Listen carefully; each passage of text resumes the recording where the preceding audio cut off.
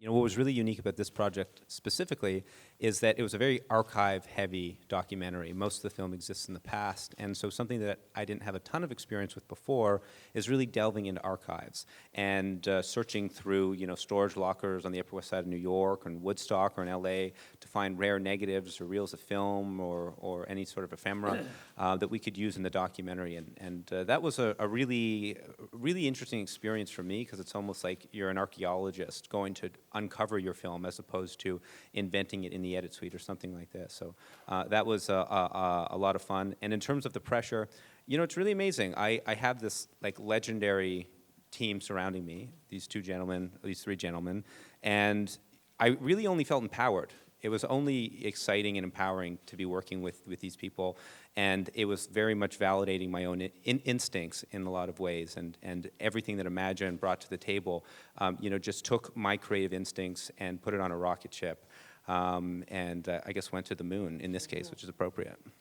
So I thought that Robbie, for sure, Robbie and the band is the quintessential survival story for a rock band. It is the quintessential story. It's called The Band for a reason. And it's just so classic to me that he and the band were they were progenitors of a movement. And so that really excited me on that sort of, in that level, the music level. But Robbie has been a personal friend and someone I've known for a very long time, probably 20 years. I've known either Robbie or I've known of Robbie. He's always been a legend, all the time, with all the people that are in it, so David Geffen and all those people that are supporting, Robbie's importance in the world of music. But it was always, every time you have a conversation with Robbie, he has something incredibly interesting to say. Incredibly unique stories that help inform not only what the band itself, but its relationship to music itself. And he's just a legendary person, and we would say, let's find a way to work together.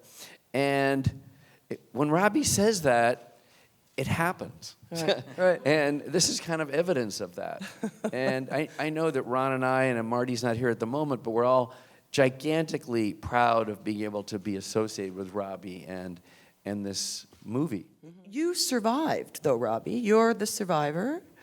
And in the film, others comment on why that's the case. Your commitment to craft, no addictive gene. How would you describe your own survival skills? It's funny that in that program of people surviving with addiction, there's a phrase in there that's so key. It's called one day at a time. Mm-hmm. And I just have very, very much thought of, I'm going to get up today and I'm going to follow that dream and I'm going to accept these challenges and move forward.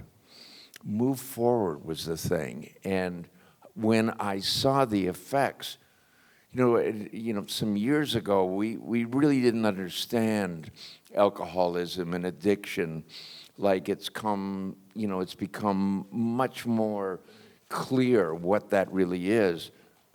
Nobody referred to it back then the way they do to now.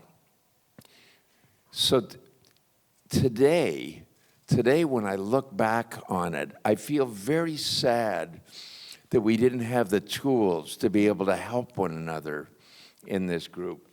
We probably did everything that you're not supposed to do. Why, if you do that again, I'm gonna, all that kind of stuff. There wasn't a support system. And so, I carry a bit of sadness about that because I've lost, three of my brothers in this group, and it just, although I am motoring on, I am accepting the new challenges, and I've got so many things that I want to discover and get to in my work.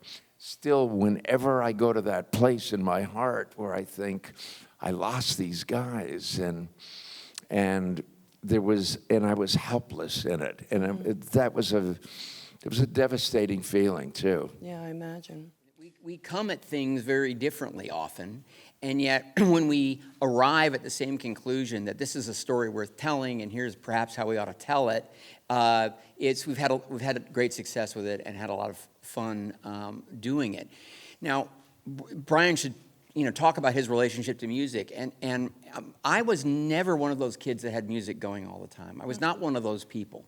It wasn't in my household, but I obviously understood the power of music and what it could mean to movies, to television shows, and things like that. As I've started to move in, especially into the documentary world as a director, and in this case as a producer, here's what's amazing. You have these powerful stories, and yet there's this other element. Not only could you never possibly afford to have a soundtrack in a motion picture you would direct like we have in Once We're Brothers. It's incredible. So it's a great experience for audiences. But you have the story of human beings, and you have their voices in this other mode, this other medium that's equally powerful and works on this kind of amazing subliminal level. And I think that's one of the reasons why films that combine, a great narrative story, a rich set of characters with incredible music, it's just so, it's captivating for audiences, and so therefore it's also, really exciting for filmmakers. Right. Well, this is just, talk about a celebration of a project, and to have made this film, and we started out in a very modest way, with White Pine.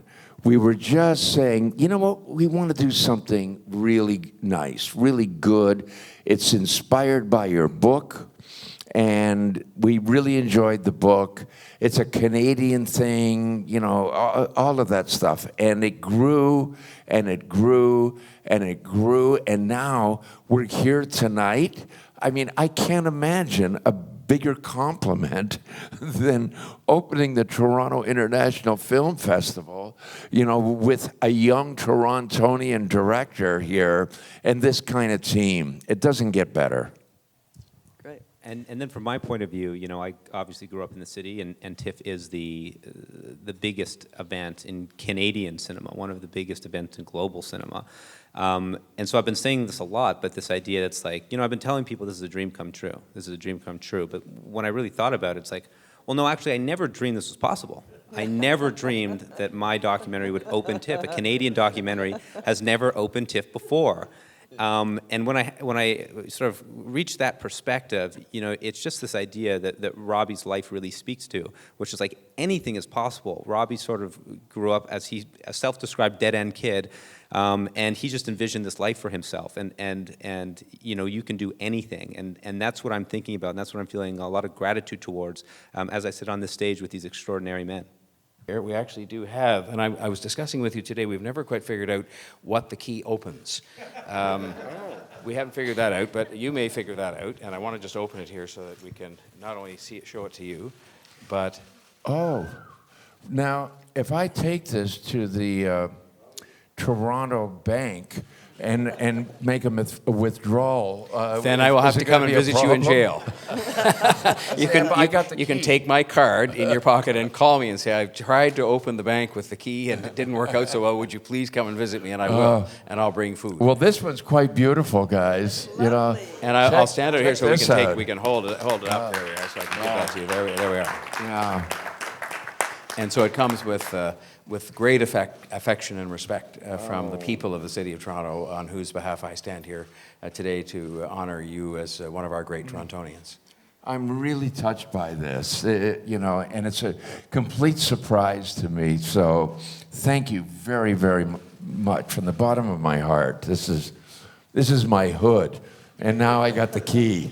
And that goes with it. I won't read the inscription that's on it, but it really says a lot of what the movie says and what I've tried to say inadequately today. But thank you for everything you've done for us. Thank you so much. I really appreciate it. Well done.